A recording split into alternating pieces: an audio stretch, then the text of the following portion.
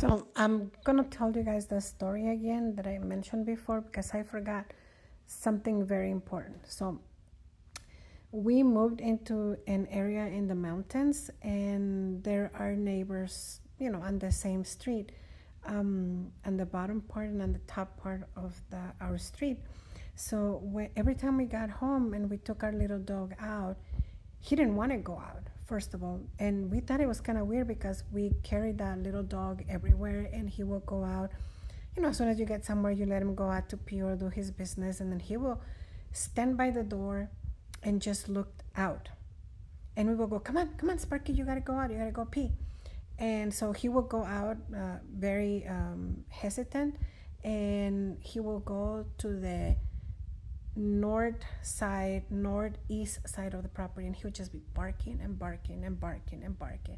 And we were like, oh my gosh, this dog, I don't know what he sees out here. And it only happened in this house because at that time we used to have another property, so we used to come to this house at least 3 or 4 times a week. So we would let him out, and every time we would have an issue with him, and we were like, oh my gosh, this dog doesn't like this place. So we did not know our neighbors on the north side. And a few months passed, and summer came, and the kids met each other, and then they started talking to the children from the house, and stories started to come up, and we were like, okay, maybe that's why the dog is always barking. So the first story that they told us is that there was always a little girl on the porch.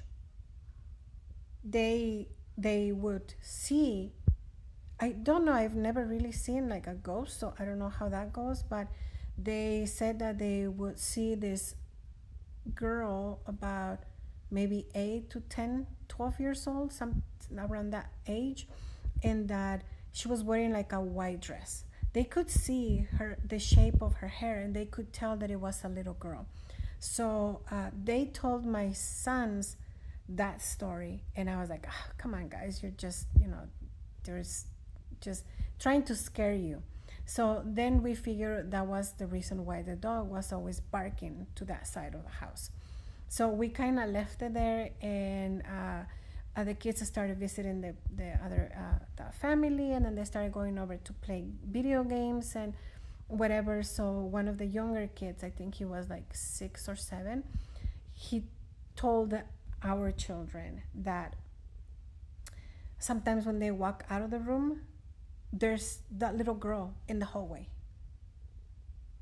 Like they saw the little girl in the hallway. They would get back into the room because they were scared, and they said that they got used to it, but it was really scary. They tried to ignore it. They pretended that they didn't see it. When they had to go do something, they just keep walking and pretend that they didn't see anything. But then one day the kids were visiting us. We were having dinner, and they were saying, oh yeah, one time I got up in the middle of the night to go to the bathroom, and I left the door a little bit open because I was scared, and he saw this little shape pass through the hallway, on the hallway. So he was scared to get out of the bathroom because he just saw something walk across the hallway. So that's story number 3. And then one time, the father used to he used to work at home, so he was always there. And since he has several children, sometimes he would hear noises in the garage. So he thought that maybe one of the kids came back home, and he would get up and go and check, and there was nobody there. So that's another story. He would hear the doors open and close, and he will go and check, and there was nobody in the house. So it's like, it's very scary, very, very. Then I told him about what happened with the dog, and he said, oh, he's probably seeing the little girl that walks around the back of the house. We were like, oh my gosh, that is so scary. So I'll tell you another one in the next video. I will tell you what I forgot to tell you about the one in the living room. That one was like, when he told me that story, my skin just went like, oh my goodness.